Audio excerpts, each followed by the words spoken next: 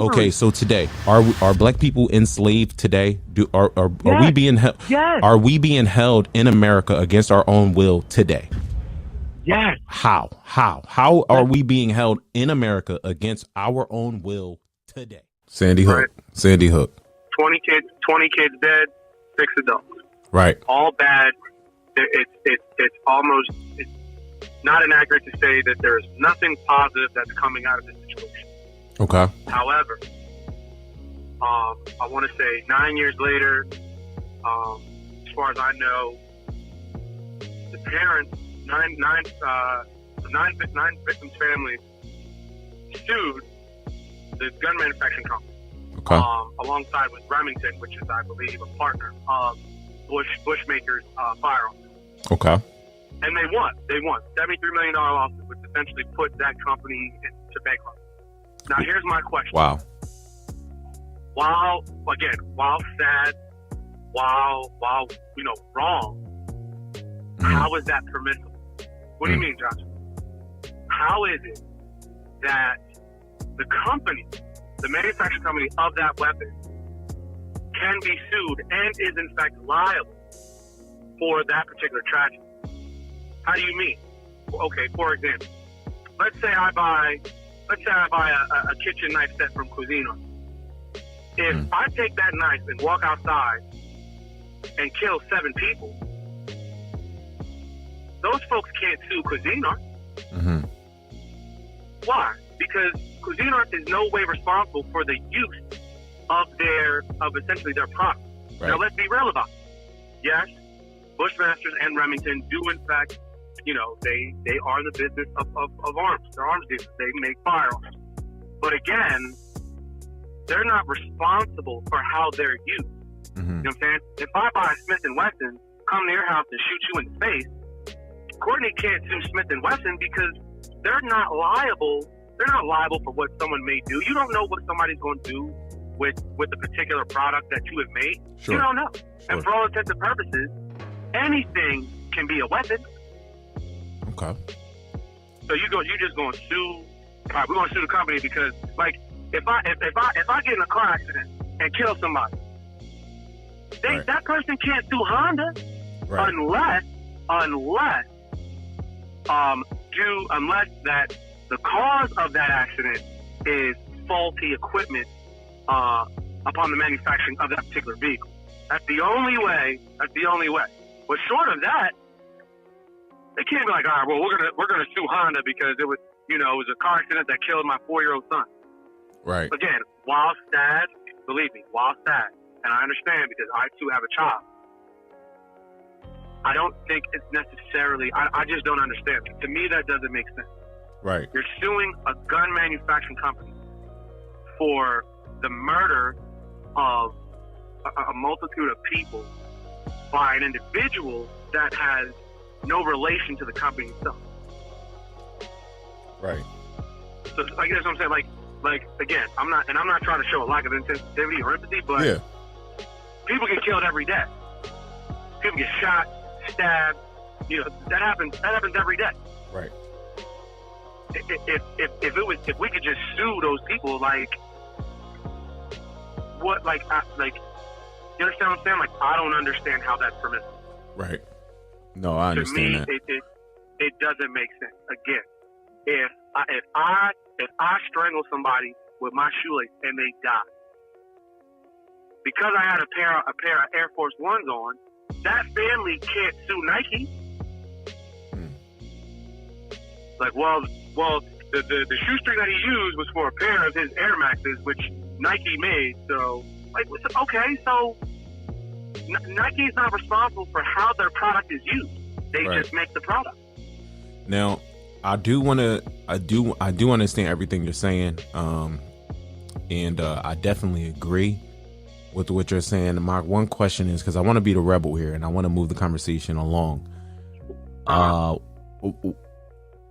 Was there any identifiable evidence that said that the arms maker or the arms dealer, what have you, was there any identifiable evidence that they were negligent in either creating the arm or selling the arm. Because understand the process of going from creating something to delivering something to someone else that you've created, that process may be where the fault lies. You understand what I'm saying? The process in, okay, we've created this item. Now we have to go out and sell this item.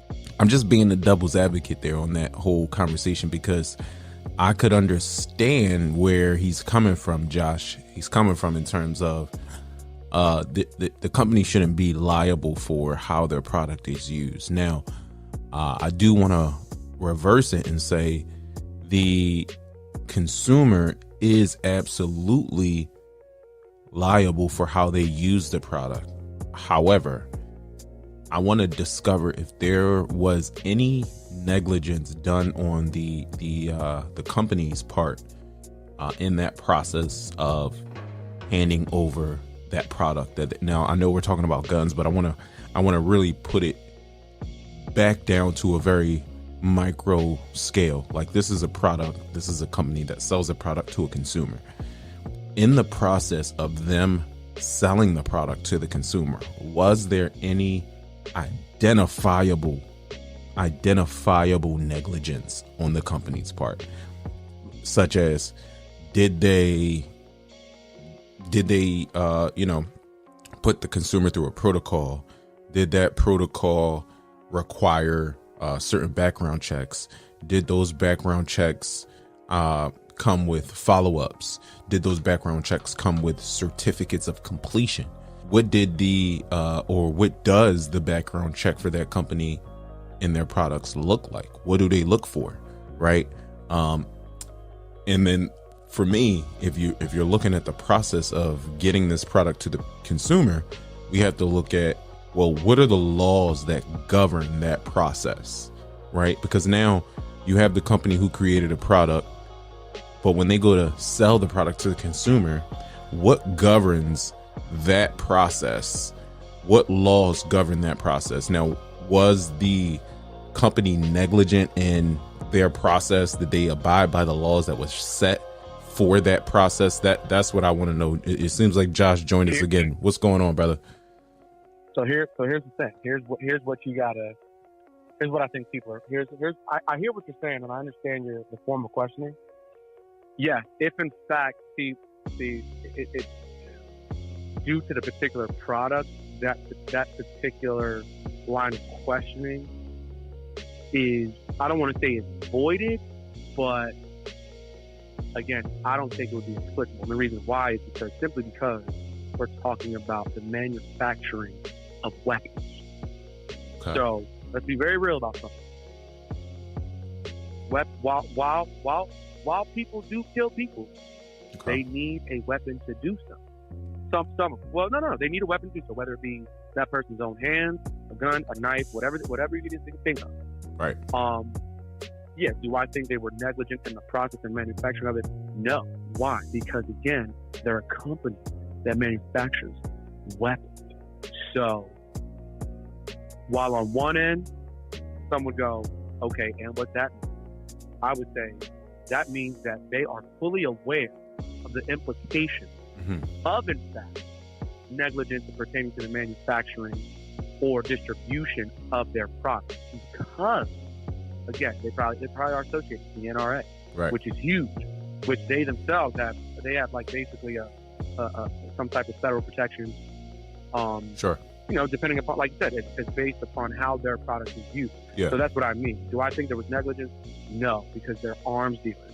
And, well, I won't say arms dealers, but they deal, again, in the manufacturing of firearms. Right. So they know, hey, listen, if we miss so much as one step, this will come back to bite us in the ass. That's why, and I don't believe they did. Well, I don't believe that they did. Here's the thing. You said that the family sued the company, right, and then the company lost. Now, I do want to put this out there for people who don't know. Typically, when you sue somebody, that is to really decide. It's not necessarily to decide who's right or wrong in a civil suit when you go to sue, right? It's Right. You go to find out where the negligence ideally began and who carried out that negligence, right? That's Right. typically no, go ahead. Right. And listen, you're not wrong. And see, and again, the underlying issue behind them being sued, like you said, they'll say, no, it's not about the money. No, their whole process of suing them over a period of 9 years was, hey, we want to know what's going on behind the curtain. Now, again, hey, listen, okay, you have a right to know that, but you have to know who and what entity you're dealing with. You're dealing with a company or two companies that manufacture weapons, that make a product that has the ability to kill people. So, case in point, okay? Black folks get killed all the time by the police. Sure. The most we could do is to, the police department and or the person themselves. We can't sue the gun manufacturing company that made the Glock. Right. So, and then, like you said, you could put forth that question. Well, was there a form of negligence behind? No, because at the end of the day, the company is not behind, nor, employing the individuals using their product. They have it's a transaction, simple as you need weapons, we manufacture weapons, pay us, you get your product, and we move to the next client. Right. Now, does it happen now? When you want to go over now, you talk overseas and whatnot, that's a whole different ballgame. Totally different monster. That's a bigger monster. That's a whole different conversation for another time. But yeah, I mean, I just don't understand. Like, again, I get why they did it. I'm just trying to figure out how that's possible. Because again, you now open up the door for, like I said, if that can happen, then all it takes is look at, I'm just trying to think of something very recent. Well, I know that. What I will say is that typically when people do sue, and obviously the judges in the case, the jury in the case, the defendant, the plaintiff, even down to the security guard and who's actually in the courtroom watching this case go on, right?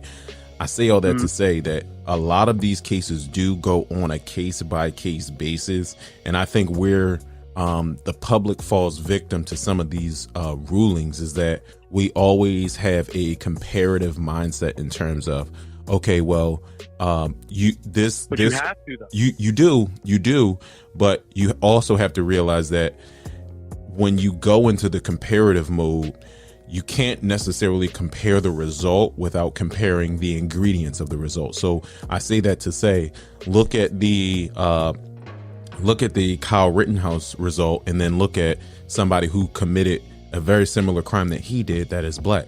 You get what I'm saying? The results are different. Why? Because the ingredients of both of those cases are different. The judge is different.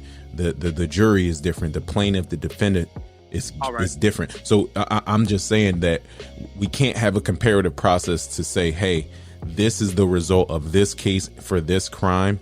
It needs to be the standard across the board, because we have record in the U.S. to say not every case that is the same holds the same weight and value in terms of our judiciary system. Okay, so now whether right or wrong, I'm just saying that's what it is. That's what it is. I see what you're saying.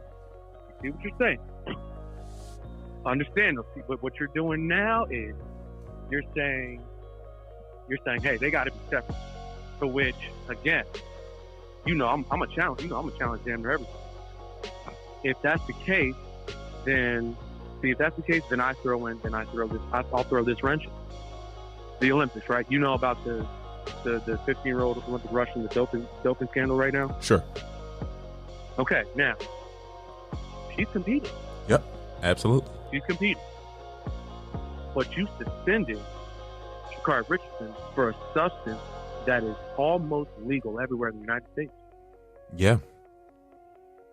Now you go, listen, you go, I hear you, but it's two different people, two different types of quote unquote drugs, if you will. And most importantly, two different countries. That's the most important thing that. But again, we're right, two different countries, but we're talking about one main goal, which is what? To compete in the Olympics. No. And that's where I have to stop you, because that is not the common goal. The common goal would be for everybody to be treated similarly and fairly and equally. However, that's not being put on display, and that's my exact point. Is that I disagree? Well, because let me get this out. Listen, with the point of all cases that seem very, very similar. They have similarities in how they function and what the ultimate result will be. However, the ingredients that make up those scenarios are completely different. And although this young girl is, doing theoretically harder drugs, one, it doesn't change the fact that she is doing drugs. And then two, it doesn't change the fact that, Sha'Carri Richardson is black. So we have to then recognize that. But see, I didn't even put race in it. No. They didn't put race in it. But I want to make this very, very, very clear to the listeners that although Sha'Carri Richardson is or was accused for using a lesser drug of the two based on that 15-year-old story, we as black people need to understand that there is a heightened sense of urgency on what we do. So even if you're doing, so let's say the weed was level 1 for Sha'Carri Richardson, and this 15-year-old girl, the drugs she was doing was level 5, and then she's still able to play at a level 5.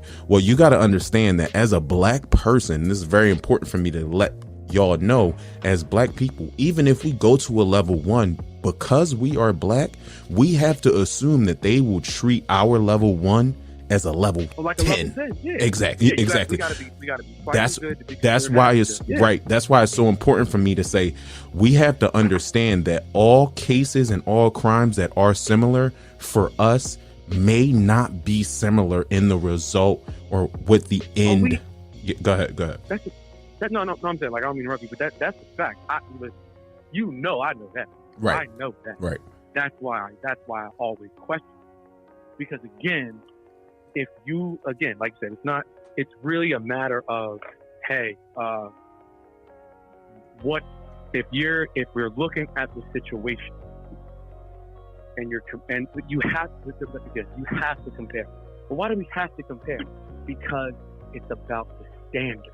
Right. Okay. If you are setting a standard, then again, the standard has to be across the board. It can't be, well, the standard is for this person, but not this person. No, because that's no longer the standard. Now you are catering. You know what I'm saying? Right. There's a big difference. If I tell you, all right, listen, let's say you work on cars. Mm-hmm. All right, my man, listen, I need, the quota for today is 5 engines dropped. Okay, cool.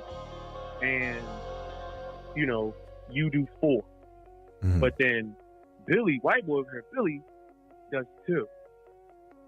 I'm coming to both of y'all, and I'm like, y'all didn't meet your quota today. What's going on? Right. I'm not going to go to you and go, well, you got 4, so you came close.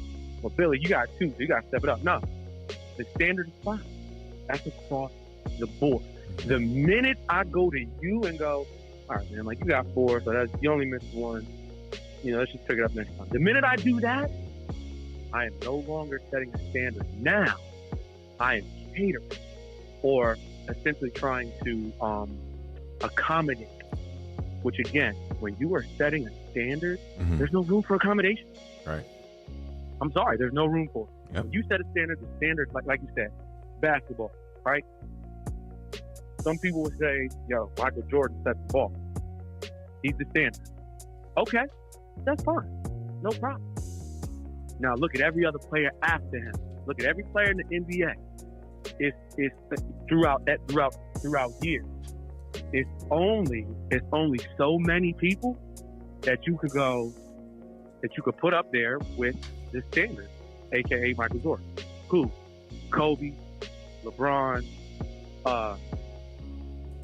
offhand, like that's what I'm gonna go with. But again, I mean, there's a couple players, but that's what I mean. Yeah. You that's the standard, and that's what I mean. That's across the board. They're not going, well, you know, Dirk Nowitzki almost, like they're not going, okay, cool. Derrick Rose almost made it to the finals, or almost made it and got a ring. Like, nah, Sure. nobody's hearing that. Sure. The standard is Michael Jordan. So that means that in order for a professional basketball player to be considered a GOAT, if you will, quote unquote, you either have to A, damn near emulated Kobe, or B, you know, come close to that particular standard, LeBron James. So that's what I mean. Like they're not accommodating. No, they're not going, well, he had 30 points, so he was 10 points shy of. Nah, they're going, you know, he had 30, but that 30's not going to do it. Sorry. Right. You know what I'm saying? Michael Jordan got 6 rings. Kobe got 5. Mm-hmm. LeBron got 4. But what do you hear about LeBron? Because he's in LA, well, he don't got 5 yet.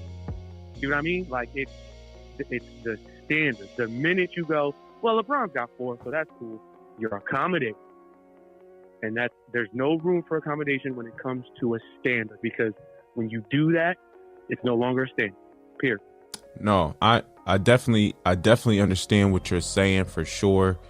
And I agree. I think that it is very, because I understand what I'm doing this show for is for black people. And I don't want to, no, and I'm not saying what you're wrong. I think your opinion is great, but the point I want to drive home for the listeners, and those of you who may be watching this on the live stream, it is very, very important to understand what a standard is.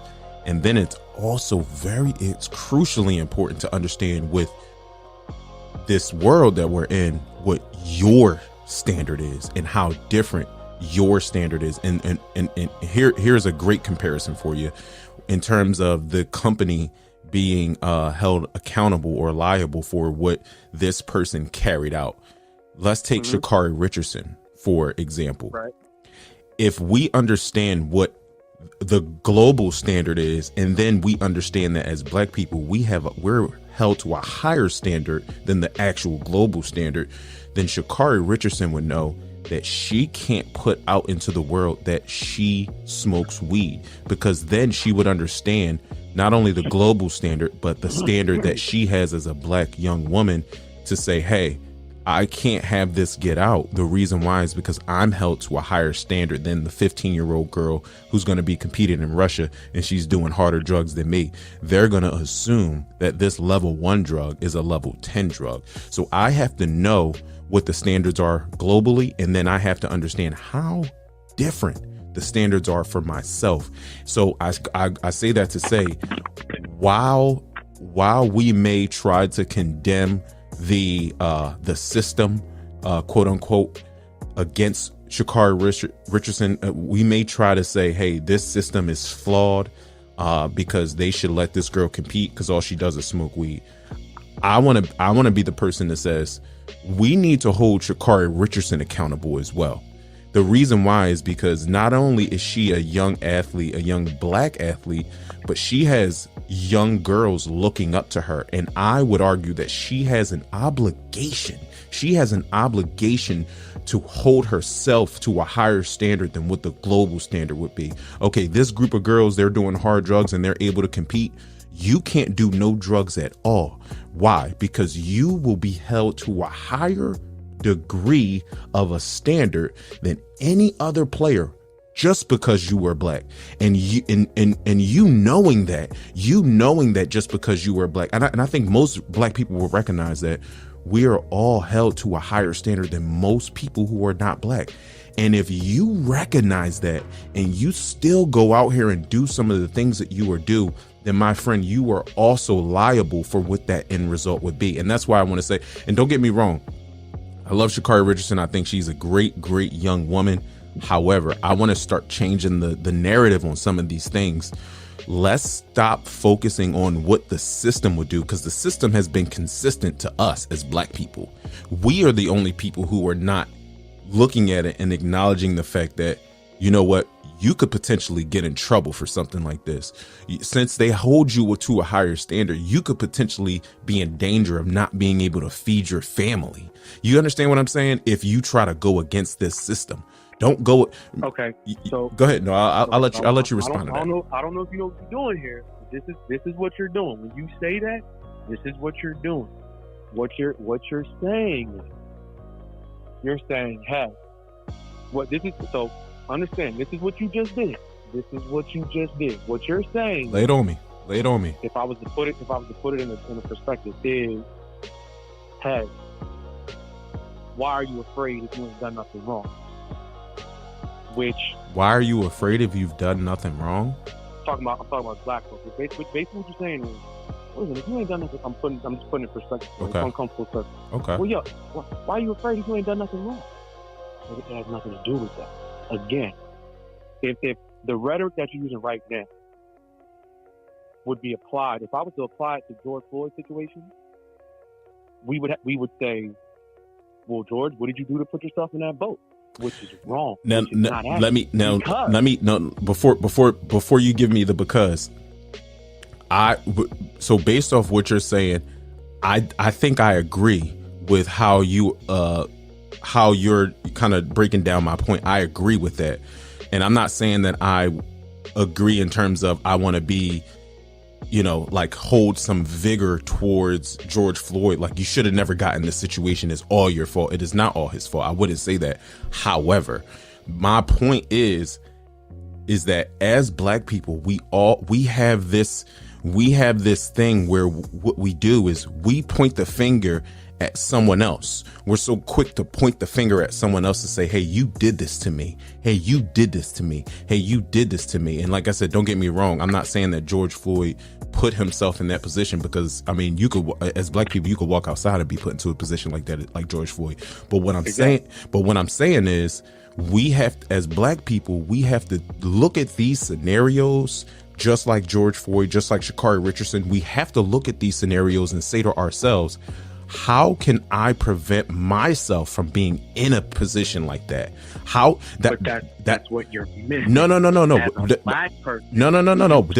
This is what I'm saying. You can't. You can't. However, what you can do, Josh, is you don't need to be on the corner, standing on the corner. I'm not saying George Floyd did that. I'm just saying in terms of black people, what you can do is you don't need to be out here letting people know that you smoke weed and you want to be an athlete. You can't be out here when you have little girls looking up to you, younger than you, telling people that you don't care that you smoke weed. You can't do that knowing that you are held at a higher standard.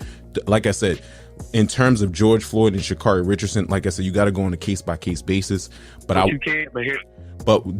This is my overall point, though. My overall point is not necessarily on those two cases. My overall point is this: if you know that a group of people who look like you, all they got to do is jump off the porch and get in trouble, then why would you jump off the porch? That would be my question. Because just like everyone else, you have the right to do so. Just because you have the right to do something, and that's a great point. Just because you have the right to do something doesn't mean you do it. I have the right to go kill myself. I have the right to go jump off a story building. I have the right to go push somebody off that building. I have the right to I have the right to kill somebody that cut me off in traffic. Just because I have the right to do something doesn't mean I should do it. Right, but it also doesn't mean that you should be afraid to. It also doesn't mean that you are essentially a prisoner. No, you shouldn't be a prisoner. You shouldn't be a prisoner. But my point is, you do need to weigh the options. You do need to weigh what the end result could be if I do this, what the end result could be if I don't do this. And you need to tell yourself, what would be a better outcome for me and my family, so I can see my mom, my grandmama, because I could see all those people tomorrow. What would be the best outcome for me? Should I go to this party when I need to study for this exam? Let me study for this exam. Should I go to this party when I know all the drug dealers in the neighborhood are going to be there and I have beef with the people who are going to be at this party? Should I go? That's a common thing. I see what you're doing, but I think that's a bad analogy. Now, if you want to use the analogy of of what you said before the drug. What'd you say before the whole? Well, those analogies are not limited to just those. It can go a number of different ways. Should I call out from work when I know I need this money? Should I, like, it's not limited to that. My basic point is, although we have the right to do something, we have the right to say fuck our boss. You have the right to do that. You have the right to spill the beans you have the right to spill the beans for negligence at work, in the workplace. But just because you have the right to look at another girl sexually, although you have a girl, you have the right to do that. But just because you have the right to do something doesn't mean you should do it. And that's where I think a lot of people are like, oh, I have the right to just do this, so I'm gonna do it. No, dummy, don't do it. Just because you have the right to do it doesn't mean it's gonna bode well for your ultimate well-being. You have the right to carry a gun. You have the right to shoot somebody to defend yourself. If somebody comes up to you and slaps you in the face while you're with your wife, you have the right to fight back. Now, if it's a bigger person, I think you should weigh your options before you fight them. You get what I'm saying? And again, I hear you. Like, you're like, yeah, I'm trying to change the narrative a little bit, but here's the problem. It's not. Here's the thing. You can't change the narrative because the narrative is the standard. The narrative is the standard, and that is my whole point. You say, hey, you go, listen, bro. If just because Bobby do this, that don't mean you could do it because Bobby's white, right, or whatever, right. And you need to know that, and you need to know that. But that doesn't mean it's the issue isn't necessarily the fact that the issue isn't well, I have the right, so I should be able to. No. It's not necessarily that. We shouldn't be, like you said, we shouldn't be a prisoner of our own free will, and that's what I'm saying. When it comes, you're saying, listen, bro, you're held to a higher standard, so you supposed to know. Oh, and we do know. Black folks are very aware of how America works. But just because we know and we're aware does not mean that we should be a prisoner that of which we are aware of. So again, you listen, bro. As a black woman, I guess I don't understand the prisoner part. I think that's where we're we're crossing paths, because I think you're saying the prisoner, and I can't see the correlation of knowing what your standards are versus the global standard as a black person. If you understand that you're held at a higher standard, I can't understand when you say prisoner, because as a prisoner, I understand you're held against your will, but I'm acknowledging that you have the freedom of choice here. However, when you go to choose, you need to be okay with the consequences. You can't. But see, that's the thing. See, that's what I mean. That's what I mean by prisoner. See, if it was, like you said, someone white would not have to, quote unquote, worry about the particular consequences, if you will. You say you're set to a higher standard, you should know better. Right. And I say you are set to a higher standard, you do know better, and you should do better. But that still doesn't change the standard, which is the system, aka the way the world is set up. That's what I mean. It doesn't matter. Again, it don't matter how hot the standard could be set, and you could surpass the standard. Mm-hmm. You can surpass the standard. As a matter of fact, I'll put it to you like this. I'll give you the best example I can think of. Barack Obama. Mm-hmm. Okay, the standard was set. White men, president. Sure. That's y'all. Then you had Barack in the house. Mm-hmm. Broke the standard. Well, how did he break the standard? From where I can stand, I still have yet to see Barack Obama in one salacious scandal. One. And you know why? See Barack Obama and you know why? Scandal. And you know why? And you know exactly why. And you want to know why? Because guess what? Because he understood his position. Not only that, he understood that he would be held to a higher degree than any president before or after him that was not black. If Barack Obama was in a scandal with the company who makes Sharpies, if he was in a scandal with Sharpie and Sharpie came out and said, well, President Obama owes us $100,000. Do you know how badly they would have crucified him when you got other presidents like Ronald Reagan bringing in cocaine into the U.S. and crack. So he can't have any scandals. Why? Because he understands that $100,000 scandal would mean $1 billion scandal because he is black. And that's my exact point. You can't be. Here's what you're missing. What you're missing is you go listen. Barack, listen. He knew what the standard was. He surpassed it. And the reason he surpassed it and didn't deal with no bullshit is because he quote unquote stayed in his lane. But he didn't stay in his lane. And two, there should not be a lane that he quote unquote should have to stay in. And that is my point. That's what I mean by prisoner. There shouldn't be.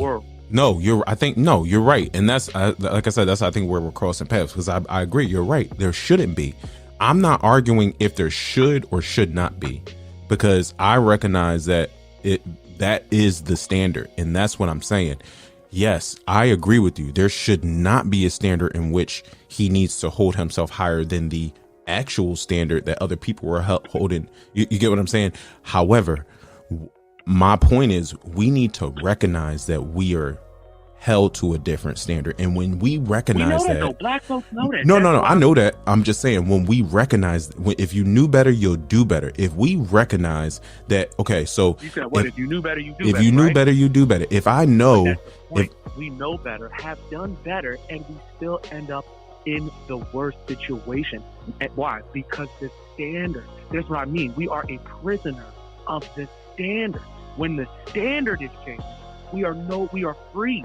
But the standard has been the same. That's why I say you can't tell somebody, listen, you know if you get off this horse, it's gonna be some bullshit.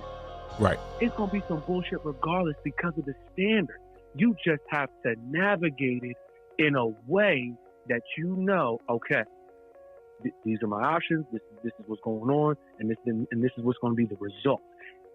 Because if you don't, you are a prisoner. And that's the thing.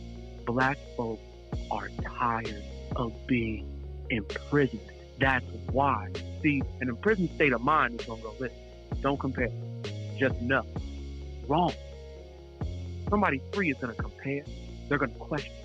Okay? They're going to challenge. They're going to have a rebuttal. And that is the difference. You said something that I want to ask you. So you said, in terms of, you got these people who, they hold themselves to a certain standard. Right. They recognize that there is a standard. And then you said the standard hasn't changed, right? You said the standard hasn't changed. You can't change it. You can't change it. I would argue that if the standard hasn't changed, what could, and because I want to be solutions based. I want to be solutions based and not based on the problem. And I think that's where we also cross paths. You're focused on, okay, the system. No. You do, but we need to, in terms of black people, we need to stop running in the victim Olympics and pointing the finger and saying the system. And we need to look in the mirror and say, how can I help change this system in terms of what can I do? What is my role? What is my role on an individual level? What is my role that I am helping this system move forward and continue to stay? Because guess what? If you have a system that nobody is following, then you can't have a system no more. However, when you have a system that hasn't changed and people are still falling victim to the system, wouldn't that give you cause to pause and say, wait a second, if the standard hasn't changed, what else can we change? If we can't change this standard, what else can we change? But that's what you're missing. You have folks that have changed that, or let me rephrase, you have folks that have made attempts to try. An attempt. No. I'm not gonna let you do that, because an attempt is not something that has been done. An attempt is different. I can't let you get. I gotta hold you accountable for that, because an attempt is not gonna seal the deal. An attempt. So what did you just say? You said you got it. You said we have. You said you can't. You say as black folks, we got to stop falling victim to this. We have to stop falling victim, if you will. Got to stop running. We got to stop running in the victim Olympics. We got to stop saying that the system. What can we do? So with that being said, how do you explain boxing jeans? How do I explain? What's that? How do you explain boxing jeans? How do I explain boxing? What? How do you explain the black man, who's the Haitian black man, who was shot dead in his own apartment because an off-duty officer thought that the apartment was hers? Did she get? No. See, there's no explanation for that. No. Everything was different from the floor mat to the apartment number. And see, again, team, you tread a very dangerous line with black folks when you as a black man, when you tell a black person, you gotta stop playing the victim card. That's a very dangerous line. And the reason is because you gotta understand, at the end of the day, you a nigga. And the world don't you listen, I believe you know this as well as I know. The world don't give a fuck about you, which is my point exactly. When it comes to us, it's fuck the standard. That's what I mean. When it comes to us, it's fuck the standard. That's why I mean you can't. Well, if you can't change the standard, then you have to essentially change the individuals within the standard. No, because everything's already against us. You can't win a game if it's already rigged. Let me ask you something, right? Because I understand what you're saying. You're saying like you can't tell black people stop being a victim. What I'm saying is we have to stop running in the victim Olympics, and we have to be solutions based. I'm gonna ask you this. We got to stop running the victim Olympics as if every single situation that has occurred to black folks in America has been minuscule. See, that's where I think you're conflating what I'm saying to every single. No, what I'm saying is this. I'm not talking about every situation that a black person has been in. What I'm talking about is this. Okay, we recognize. Listen, I understand. The system is flawed. I mean, I can't say that enough times. It's more than fault. Everything that you've said on this call has been absolutely correct. Where I think that you're missing this point is that I'm not saying that, you know, the system is right for what it's doing. What I'm saying is all the times that I hear people say the system, I want to know when are people going to start saying, okay, this system hasn't changed since the spawn of time. This system hasn't changed. When are people going to say, well, what can we do to work around the system? And that's what I mean by being solutions based. Okay, it's a difference between saying, hey, you hit my car versus, hey, what's your insurance? All right. You get what I'm saying? Because now, because I'm gonna put in a very real perspective for you. Very real perspective. Go ahead, and then I got a question for you. So I'm a black man. My girlfriend is white. Okay. The mother of my child is white. Okay. Now, by default, we know there are cultural differences. By default, we already know. Sure. By default, we already know that my view of the world is totally different than her view of the world. Now, don't get me wrong. She is now understanding due to her relationship with me. Sure. Like, oh wow, I didn't know this was this bad. Yes, it is this bad. But within that relationship, those cultural differences, those different perspectives in the world, and those different treatments within the individuals in the relationship, does that mean I go, nah, man, fuck this. I ain't. Nah. She just don't get it. Like I'm out. We can't be in a relationship. Or do I go, you know what? I love this woman. So let me to the best of my ability try to help her understand while also not criticizing her misunderstanding. see the difference? I could understand that. I just don't understand how that translates to because if you're if a prisoner would go, oh, I'm done, relationship over. Someone who is, again, not a prisoner of their mind, not a prisoner of the quote-unquote system, not a prisoner of the standard, if you will, would say, nah, you know what? We're going to hash this out. We're going to work through this. And regardless of the differences, regardless that the game is in fact rigged, we're going to do what we can. But that doesn't mean we disregard the fact that we still, to a degree, are playing a rigged game. See, I think you're proving my point, Josh.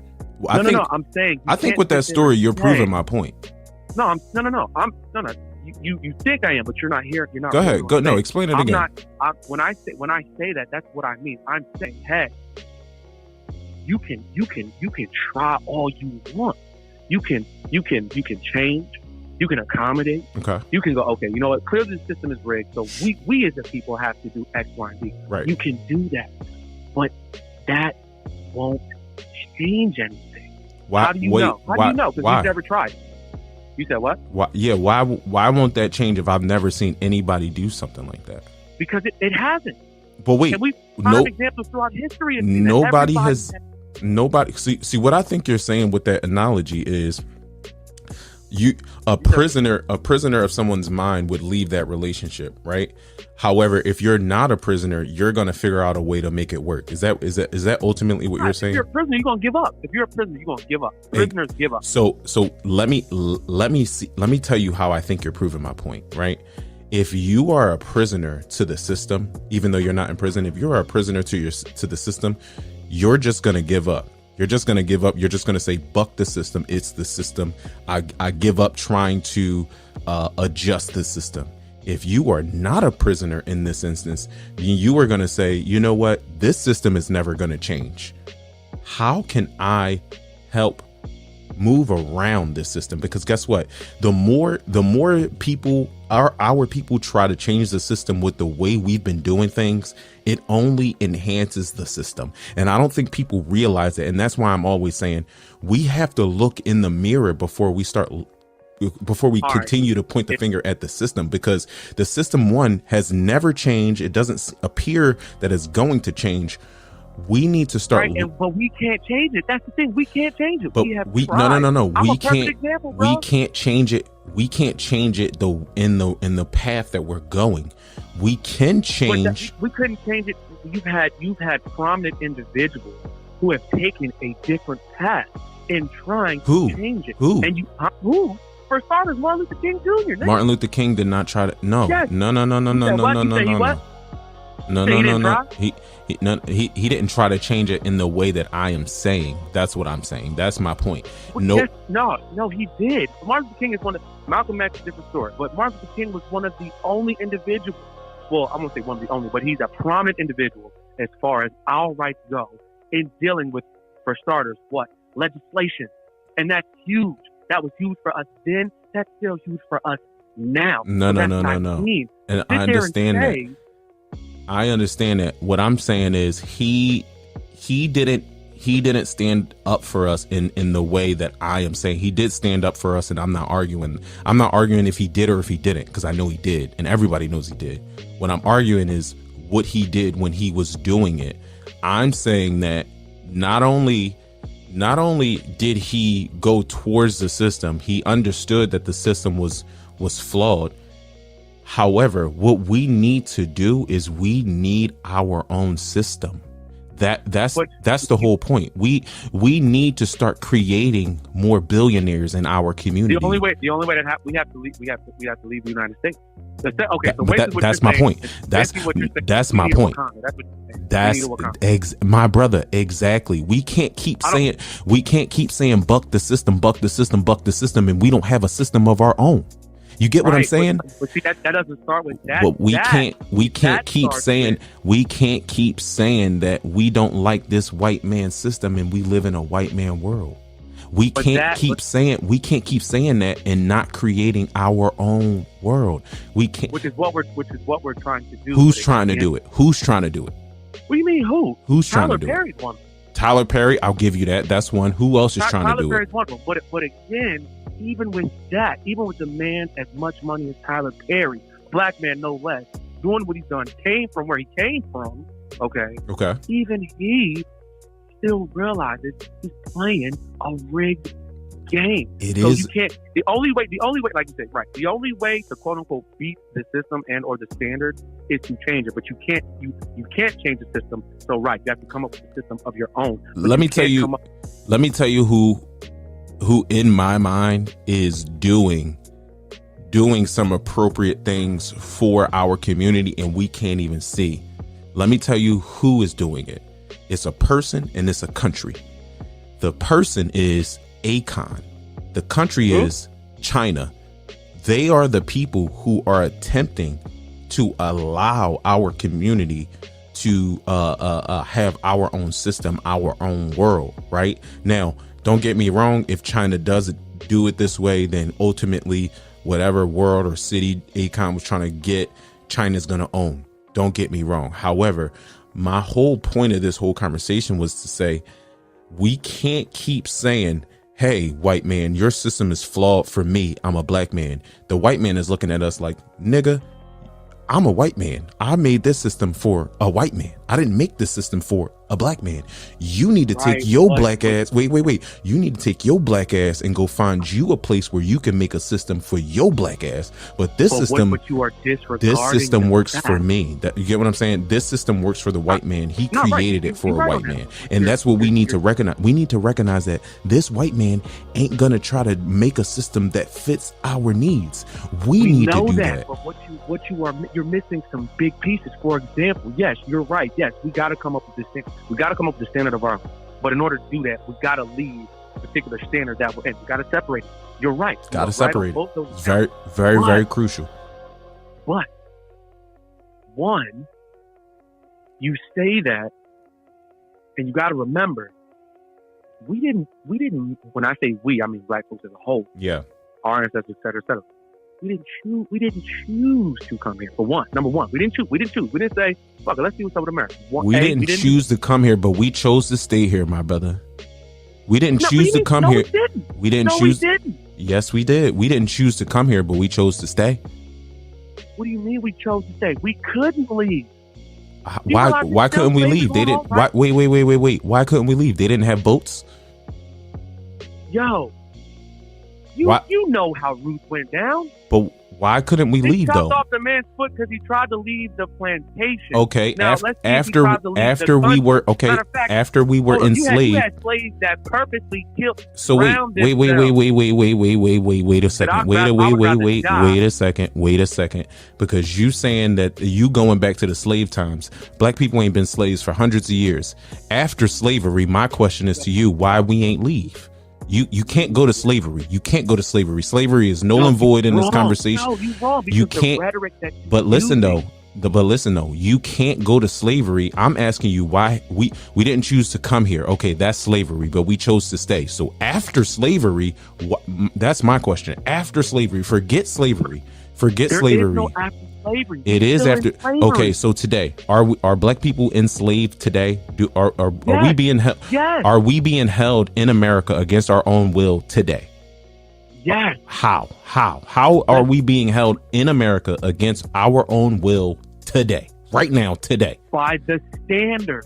Okay. By the standard, and that's what I've been trying to tell you. Josh, let me tell you something because I don't think you know this. Did you know that over 50% of the people in this world are not in poverty? Did you know that? So, and did you also know that 87% of America is not in poverty? Did you know that? So when you sit here and say that today we are being trapped and held here against our will, it is very disingenuous. Let me ask you something. Do you have $80 to your name right now, regardless if it's in cash or anything else? Do you have $80 to your name right now? Yes or no? Yep. Okay. You can move out of the country on $80. I don't know if you know that, but you can move You can out. buy the country with Yes, you I can. realize that. You could buy a whole estate for $1,000 if you move to the right place. So when I ask you, are we being held here in America against our will? You said yes. That is a very disingenuous answer, my brother, because you just sat here and said you just sat here. But you just sat here. But you just sat here and said that you can buy a whole mansion somewhere else for $1,000. So, and I just told you that 87% of the U.S. population is not in poverty. So if 87% of our U.S. population is not in poverty, that means roughly 80% of our population can afford to move out of this country. You can't sit here and say that we are being held here in this country against our will. You can't say that. See, I can't do statistics because statistics are not real life. Wait. You can't do statistics. You can't move the goalposts. You can't move the goalposts, Josh. You can't move the goalposts. Ain't nobody moving the goalposts. That's like saying, okay, all right. You want to go statistics? Okay, that's fine. Do you know that a good portion of America that is in fact on welfare isn't black? That's true. Okay, but when you hear EBT, welfare, government assistance, you know just as well as I know, automatically, somehow in some way, they associated with us. Associated with black folks. They associated with us. That's true. That's very true. And that's what I mean.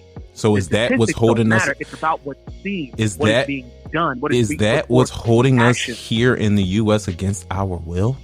What is holding us against our will? You said the system. The standard says, oh, you could go anywhere else, but it's not going to be as good as where you are. Wait. You talking about as good? No. And that's where I say you're moving the goalposts, because now you want to say, okay, it's not going to be as good. No. No.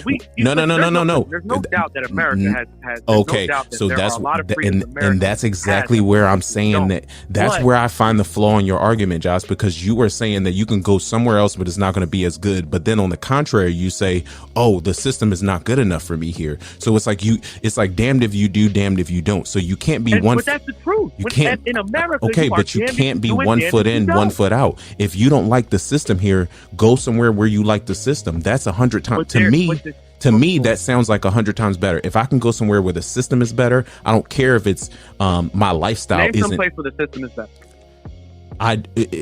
You can't say Africa. You could go. No. I'm not saying I'm not saying that there is any place that the system is better. What I am saying is I have heard hundreds and hundreds of black people say that the system here in the U.S. is shit. Okay, going based off that argument, what are you doing to either A, move your family out of the U.S. to go to a system where you think it's better than this one, or B, what are you doing to create a system that will be manufactured for people who look like you? That literally, okay, when you say, so for example, we use Wakanda as an example, even though it's fictional, like we get the point. That literally takes centuries. And that's the mindset right there. That's it right there. I just discovered it. You're saying that it takes centuries to build a Wakanda. We don't have anybody who's willing to begin the full century progress that we need to begin to create but wait, that's why. Ask yourself why. No. I'm not asking myself why, because the point is we don't have any. You're looking at it like it takes centuries to build a Wakanda. Okay, when are we gonna begin that time clock? Because we need to start that. Who says we have it? No, I feel as though I'm saying we haven't, because there's nobody else doing that. I'm saying we haven't. I'm saying that we are so focused on the system doing us wrong that we can't even focus on the fact that, okay, it's going to take centuries for us to build our own shit. We need to start that today. Okay, if let's say we do that, right? You first have to find a place. You have to find a place in America that goes. Why I got to be in America? Or not my fault, not America. You have to find a place in the world that says we don't got no problem with black folks. Find that place first. I'm gonna tell you right now, Japan don't play that shit. No. See, you keep. Australia don't play that shit. Wait. You keep saying that these countries don't play that. I'm arguing that we need to go somewhere where we. Oh, so you basically trying to be. We need to build. You need to find a place. Right, exactly, my brother. Yo, yeah, you okay? So listen. As a black man, I love you, my brother. But and while I applaud your thought process in that aspect and what you are saying, you are reaching for the moon. We got to reach for the moon because ain't nothing here in the U.S. for us. So if we don't reach for the moon, my brother, where else are we going to go that we have the autonomy that you are speaking of? You talking about being a prisoner here to this system, but you want to stay. That's what I don't understand. No, we don't want to stay, but we are also, you got to think about it. So if we don't want to stay, why aren't we looking for somewhere to go? We can look for somewhere to go. If we don't want to stay, why are we not looking for somewhere to go? Who's to say we haven't? We have to. Who's doing it? We need to come up with basically what you're saying is, again, we got to come up. Basically, you're saying, listen, as black folks, we basically got to come up with our own country. That's exactly what I'm saying. Let me ask you this: if you had a great idea, right, Josh? I'm gonna ask you this on a very smaller scale. If you had a great idea that you knew people would flock to and spend their money on, would you hold that idea to yourself and not let it get out, or would you begin the process of creating an LLC so you can market those products? What would you do? Would you start to market the products, or would you hold the idea to yourself? What would you do? I probably would market it, but I would also make sure I go to the proper guidelines to see that it wasn't copied. My point exactly. So basically, you would begin the process so you can start marketing that great idea that you had, right? You would not sit there on that idea and say, you know what? They don't want me to start this, John. I'm not going to start this, John. I'm going to just sit here and say and tell people how badly they don't want me to start this business. Right. I'm here to tell you. That idea requires funding. That idea absolutely. Listen, Josh, my brother, the hard road ain't gonna be easy, my brother. The hard road ain't. People, we know that. We know that. So we need to get on the train and start packing them boats up and start getting the fuck up out of here. Because guess what? If I hear the system again and I don't hear nobody trying to be solutions based, this is what I hear when I hear people say the system. I hear people say, I have a great idea that I'm sitting on. I have $1 billion idea that I'm sitting on, and I don't want to start an LLC because I don't want to have to sell this idea to no other people. Versus I have a great idea. These are the steps that I need to take to ultimately get to that goal. Okay, I just need to take a step at a time. You just said yourself, it will take centuries for us to build a Wakanda. And I absolutely agree with you. But my point is, when are we going to take that first step towards that century progress? Listen, I feel like I'll be honest, I can't think offhand of anyone who is the moment. I'm sure there is. I can't think of anyone offhand. Maybe you know. I'm sure there is someone. There isn't. I do know. There's nobody. I know there's nobody. I don't believe it. There's nobody. I don't believe that, because now what you're saying is, I don't believe it. But okay, I'll indulge you. If that is in fact true, why don't you start it? Well, here's the thing. No. Well, I was just going to tell you. You said. I was just going to tell you. I was just about to tell you. About to tell you. Let's hear. Here's the thing. In my mind, and like I said, I'm go back to go back to what you said. It takes centuries to do something like this. In my mind, you have to lay the groundwork, right? Absolutely. For me, it is very, very important to make sure young brothers who look like myself, that does include you as well, because we're around the same age and the same demographic. It is very, very important that young brothers like myself and like ourselves understand that this isn't something that we may see in our lifetime. However, when you go to have a little black boy come out of your wife's or girl, when you go to have a child come out of your wife, you want to leave the world a better place for them than it was for you. And I think that is very, very important, especially for young black men. Here's the reason why I started this podcast, for young black men, so we can begin to take those initial steps and tackle conversations like this, where you have people who think, hey, we need to focus on the system, we need to think about how many people get on Facebook or get on these social apps and they say, oh my God, George Floyd, what happened to him was a tragedy, what happened to him was a tragedy, but then they never get on those same social apps and say, oh my God, a little black boy in my neighborhood killed a little black boy in my neighborhood, what happened to that little victim boy is a tragedy. No, I want to argue what happened to that young black killer boy who killed that boy is a tragedy. We allowed him to get his hands on guns. We allowed him to listen to music about other black people killing other black people. We allowed him to really, really glorify a drug dealer in his neighborhood. We allowed that. We allowed the system to taint his mind. That's what we allowed to do. We allowed the system. No. But you asked me why. But you asked me why I'm not doing it. And I'm telling you, the reason why I started this podcast is for that very reason. So that way we can stop playing the victim Olympics. So that way we can start focusing on the solutions and not the problems. The system is the problem. We need to focus on the solution. We need to focus on the solution. It is not the system. It is not the system. I'm gonna have to get my man on this conversation. He gonna yeah. Oh yeah, we gotta talk, man. Listen, man, I appreciate you calling in, because this is a conversation that definitely need to be had. Whether I'm right, whether you're right, whether I'm wrong, you're wrong, it doesn't matter. These are the conversations that need to be held, and I appreciate you being able to have that conversation with me.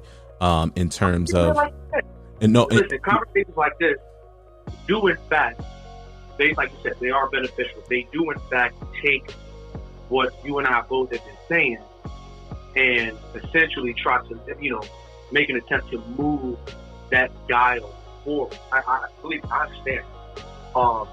It's just, again, again, I'm not against you as far as doing it. Like, listen, I'm all for it. I agree. We need to get our own shit. To put it in a certain way. It's just, again, that. Put it to you like this: we wouldn't see it. It would be dependent upon the generations after us. For sure, and we have to keep that in mind. It's not for us. What I'm proposing is not for us. It's not. It couldn't be. It's not. No, it can't be. But we have to be the ones to start it. And here's the reason why. Think about Martin Luther King. Martin Luther King ain't been alive in 20 plus years. However, his name is very, very prominent today. Wait, why? What did you say? 20 years? 20 plus years. 20 plus years. I said Martin Luther King, which is an accurate fact. Martin Luther King hasn't been alive for 20 plus years, right? You do realize he got killed in 1968. That's 20 plus years, my brother. No, that's 54. Well, that's anything above 20 is 20 plus years, my brother. I don't know if you know how numbers work. When you say, all right, my bad. When you say 20 plus, I mean, I'm like, hold up, bro. It's been longer than that. Yeah, 20. Go ahead. 20 plus is every number above. That means 20 to infinity. But basically, what I'm saying is, he hasn't been alive for quite some time, and his name is still prominent. That's one of the first names that you said was his name. We have to begin that very, very same process. His work is not done. His work is not done. You get what I'm saying? His work is not done. A lot of prominent black leaders, if you will. Yeah, no, listen, you're right. We need to find the people who will be the extension of those people, because guess what? We sit here and we say, Barack Obama. We sit here and we say Martin Luther King, Malcolm X, all these great black leaders. However, Barack Obama won his first presidency in 2008. It is 2022. We need a new form of a black leader now. And guess what? And in 8 years, we're going to need another new form of a black leader. And then guess what? And in 20 years, we're going to need another new black leader. And then guess what? In 100 years, we're going to need another one. The cycle should never end until we reach our ultimate goal. And that's what I'm saying. Martin Luther King was solutions based and he was not focused on the problem. Any blueprint. Any last words as we do bring this call to a wrap up? Like I said, I appreciate you definitely being able to have this civil conversation with me, because like you said, I think this does help move the dial forward. No, I would just, my last words would be, you know, to my brothers and sisters, hey, you know what you have to do. If you don't know, you know, find an example, or find someone that you can use as an example to get the answers to those questions that you have. And while also, you know, remember something very important, which is what? Stay black. Stay black. Stay black. And like I said, in the spirit of Black History Month. Matter of fact, not even in Black History Month, in the spirit of life itself. You know what I'm saying? Black people, you know, black is beautiful, black is strong, and we can do a lot. We can do a lot. We just, you know, on one end, something we just have to start. Yes, sir. Yes, sir. Yes, sir. Well, this is definitely, I was planning on this being a part of a show, but this is definitely going to be a show of its own. So with that being said, we definitely appreciate. Oh man, they're getting me all jumbled up. I got a meeting coming up here. That's why I'm like, oh man, I got to get it together. No, you good? But yeah, no, we appreciate y'all tapping into the Taught That Lingo crew. Taught That Lingo very fast. You already know. Make sure y'all like. Make sure y'all subscribe. Be sure to subscribe. Hit us up on YouTube. We maybe hit that like button. Hit that like button for sure, and definitely spam Josh. Let him know he gotta be a regular on the show. We need him to call up on the show a little bit more often. But yeah, my brother, once again, I appreciate you calling up, and you have a beautiful, blessed day, my brother. Blessings to you and the family. Hey man, you too. You know what I'm saying? Once again, congratulations to you in court. And when is she due? June 8th. June 8th. Hey man, for real. Blessings upon y'all. Keep y'all in my prayers, and I'm gonna check out that registry too, see what's going down. Yes, sir. Yes, sir. We appreciate you signing out. Go. All right, cuz. Peace. All right, my brother. All right.